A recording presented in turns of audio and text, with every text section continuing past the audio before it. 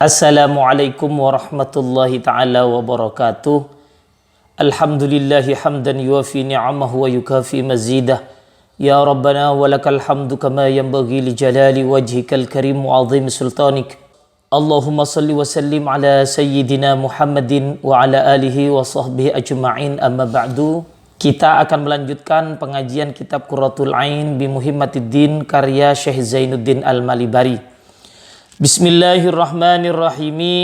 Wa thalithuha satru rajulin wa amatin ma baina surratin wa rukbatin wa hurratin ghaira wajhin wa kaffaini bima la yasifu launan in qadara alaihi. Wa thalithuha, adapun nomor tiganya syurutus shalah, satru rajulin adalah menutupnya seorang laki-laki, wa amatin dan budak perempuan, menutup ma kepada sesuatu, baina surratin di antara pusar, wa rukbatin dan lutut, wa hurratin dan menutupnya perempuan merdeka, ghaira wajihin kepada selain wajah, wa kaffaini dan kedua telapak tangan. Menutup tersebut bima dengan sesuatu, la yasifu yang tidak mensifati apa ma, launan kepada warna, hal tersebut in qadara jika mampu siapa orang, alaihi atas menutup tersebut. Ya. Kita akan melanjutkan dari pembahasan sebelumnya, yaitu tentang syurutus shalah, hal-hal yang menjadi syarat keabsahan sholat. Yang nomor 3 adalah seorang laki-laki atau budak perempuan wajib menutup auratnya, baik di luar sholat atau di dalam sholat, yaitu antara lutut dan pusarnya, pusar dan lututnya. Sedangkan kalau perempuan merdeka itu seluruh badannya kecuali wajah dan telapak tangannya. Ini andai kata ada seorang perempuan yang terbiasa memakai cadar, maka pada saat sholat cadarnya wajib dibuka. Ada beberapa hal yang perlu kita perhatikan yang berhubungan dengan pengajian kita malam hari ini. Standar benda yang cukup untuk menutup aurat adalah setiap benda yang bisa membuat warna kulit orang yang sholat tersebut menjadi tidak terlihat. Ya. Berarti andai kata ada orang sholat, kemudian ia menutup auratnya, aurat yang wajib ditutup pada saat sholat dengan menggunakan plastik, yang mana plastik tersebut bisa tembus pandang, maka sholatnya tidak sah. Meskipun menutup auratnya, karena standarnya adalah warna kulit orang yang sholat tersebut tidak kelihatan. Standar ini, syarat ini juga berlaku bagi anak kecil. Ya, ada anak kecil sholat, maka auratnya tetap wajib ditutup. Karena mungkin ada orang yang tanya, lah anak kecil itu kan tidak wajib sholat tuh. Anak kecil itu tidak wajib sholat. Tapi ketika sholat, maka auratnya wajib ditutup. Apa auratnya? Ya seperti standar tadi. Kalau laki-laki antara pusar dan lutut, kalau perempuan seluruh badannya kecuali wajah dan telapak tangan. Bagaimana andai kata ada orang sholat yang auratnya itu sudah ditutupi, namun pakaian tersebut ketat. Di dalam kitab Fathul Mu'in dan di dalam kitab I'anatul Talibin, seseorang yang sholat kemudian sudah menutup auratnya namun pakaian tersebut ketat, ini kalau laki-laki hukumnya khilaful aula, kalau perempuan atau bencong atau banci itu hukumnya makruh. Ya, sholatnya sah tetap, cuma makruh. Ya. Tadi ada batasan in qadara alaihi, kalau orang tersebut mampu untuk menutup auratnya. Sekarang pertanyaannya, bagaimana andai kata ada orang sholat tapi tidak mampu menutup auratnya? Contohnya ia tidak mempunyai pakaian untuk menutup auratnya. Bagaimana sholatnya? Maka harus mengikuti tahapan. Pertama, andai kata ia mampu menutup sebagian aurat. Sebenarnya ia memiliki pakaian untuk menutup auratnya, tapi tidak seluruh ketentuan aurat yang wajib ditutup itu bisa tertutup. Ya, misalnya hanya memiliki sapu tangan, misalnya hanya sapu tangan, tidak memiliki pakaian yang bisa menutup auratnya, dia hanya punya sapu tangan. Maka yang wajib didahulukan untuk ditutup adalah sau'atain, yaitu kemaluan depan dan kemaluan belakang. Bagaimana andai kata harus salah satunya yang ditutup? Artinya benda penutup itu hanya mampu mencukupi untuk menutup salah satunya, menutup kemaluan depan atau menutup kemaluan belakang. Manakah yang didahulukan? Dalam hal ini yang wajib didahulukan adalah menutup kemaluan depan. Ya. Kemaluan depan ini farji berarti ya, bukan dubur, farji ya. Baik kemaluan laki-laki atau kemaluan perempuan. Mengapa harus kemaluan depan yang wajib didahulukan? Ya, karena dalam hal ini lebih sensitif dibandingkan kemaluan belakang. Ya. Karena lebih sensitif itulah, maka yang wajib ditutup andai kata harus memilih salah satunya adalah kemaluan yang depan. Kemudian yang kedua, bagaimana andai kata total tidak memiliki pakaian sama sekali, tidak punya hal yang dapat menutup aurat yang wajib ditutup pada saat sholat. Maka tahapan yang kedua adalah ia jika mungkin menutup dengan menggunakan lumpur, ya, itu harus menutup dengan lumpur. Artinya aurat yang wajib ditutup pada saat sholat itu ya dilumuri dengan lumpur sehingga warna kulitnya menjadi tidak kelihatan. Bagaimana? Ya, andai kata orang tersebut tidak bisa melumuri auratnya yang wajib ditutup pada saat sholat, ya, karena tidak ada lumpur. Ya, tidak ada lumpur. Misalnya ada di sebuah penjara atau di sebuah tempat yang tidak mungkin ia mengambil lumpur. Maka solusi yang ketiga adalah dia sholat telanjang dan tidak usah i'adah.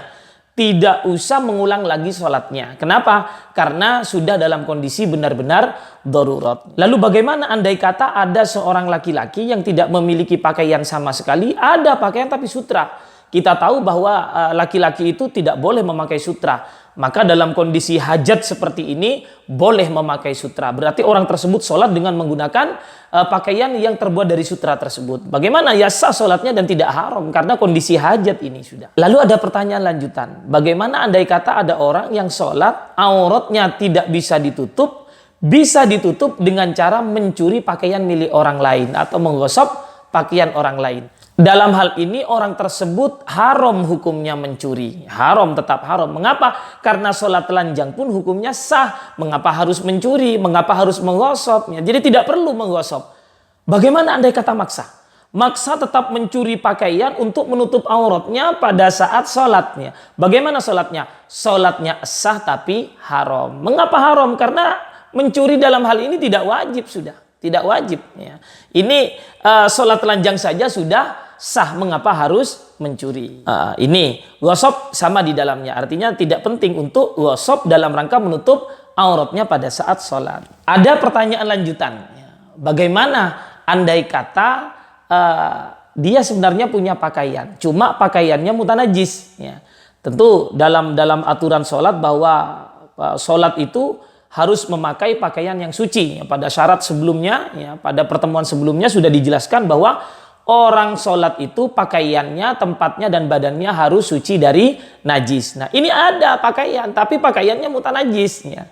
Apakah menggunakan pakaian mutanajis itu dalam rangka menutup auratnya atau tidak? Ya. Dalam hal ini hukumnya diperinci. Andai kata ia mungkin untuk menyucikan pakaiannya, maka ia wajib menyucikan pakaiannya. Namun andai kata tidak mungkin untuk menyucikan pakaiannya, maka dipersilakan sholat dan sholatnya sholat telanjangnya. Ada lagi sebuah masalah. Bagaimana andai kata imamnya sholat telanjang, makmumnya sholat tidak telanjang, menutup auratnya sebagaimana biasa. Imamnya sholat telanjang karena tidak ada pakaian yang dapat menutupi auratnya. Sementara makmumnya ya ada pakaian untuk menutupi auratnya. Bagaimana hukumnya? Ini sholat berjamaahnya tetap sah. Ya. Mengapa? Karena dalam kondisi tidak mempunyai pakaian untuk menutup auratnya, maka sholat seseorang hukumnya sah dan tidak wajib i'adah. Ya.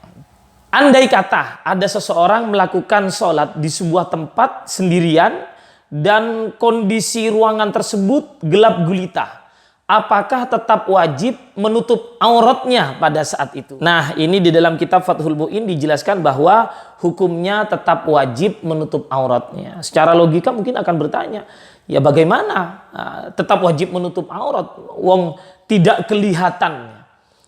Lekuk tubuhnya tidak kelihatan, warna kulitnya tidak kelihatan. Walaupun kondisi seperti itu tetap wajib menutup auratnya. Yang dimaksud adalah aurat yang wajib ditutup pada saat sholat tersebut. Ada hal yang perlu diperhatikan, ya, bahwa pada saat sholat kita itu dianjurkan memakai pakaian yang paling bagus. Ya. Misalnya kita memiliki pakaian yang paling bagus, yang tidak bagus, setengah bagus, tidak bagus atau bahkan jelek. Maka yang kita pakai adalah pakaian yang paling bagus. Karena itulah pada saat sholat ya, kita jangan sembarangan memakai pakaian walaupun sholatnya sah. Pakai kaos. Ya. Terkadang kita tidak adil. Ya. Pada saat kita datang ke undangan menggunakan pakaian yang paling bagus. Ya. Pada saat kerja kita menggunakan pakaian yang paling bagus dan lain sebagainya. Ya. Acara-acara lainnya. Tapi pada saat kita menghadap Allah Subhanahu wa taala menggunakan pakaian seadanya. Kadang-kala hanya memakai kaos. Ini tidak tepat, ya, tidak tepat. Yang tepat adalah boleh ketika menghadiri undangan, kerja, momen-momen acara penting menggunakan pakaian yang bagus, tapi pada saat sholat pun juga menggunakan pakaian yang paling bagus. Menghadap Allah harus lebih keren begitu ya, harus lebih bagusnya. Tidak layak kalau hanya pakai kaos ya. Apalagi hanya pakai kaos singlet laki-laki. Ya memang sah sholatnya, memang sah. Tapi kurang layak lah menghadap Allah Subhanahu wa taala dengan pakaian yang seperti itu. Ayo kita perbagus sholat kita di hadapan Allah Subhanahu wa taala. Di dalam kitab Fathul Mu'in itu ada sebuah penjelasan bahwa seseorang juga wajib ya, menutup auratnya di luar sholatnya. Tadi ketentuan yang kita baca ini dalam kitab Qurratul Ain ini adalah kewajiban menutup aurat pada saat sholat. Di luar sholat ya harus menutup auratnya meskipun dengan menggunakan pakaian yang mutanajis jika itu tidak ada pakaian yang suci ya. Membuka aurat itu hukumnya boleh ya. Apabila di tempat sepi dia sendirian ya, itu boleh membuka aurat apabila ada hajat ya. Apabila ada hajat ya, diperbolehkan. Bahkan di masjid pun ya, asalkan masjid itu tidak ada orang sama sekali ya, boleh dia membuka aurat apabila ada kebutuhan.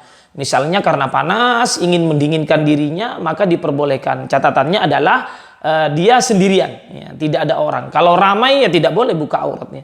Atau di kamar mandi, ya, diperbolehkan ia membuka auratnya. Sebenarnya ini sudah dijelaskan pada pertemuan sebelumnya. Mudah-mudahan bermanfaat. Akan kita sambung pada pertemuan pengajian selanjutnya.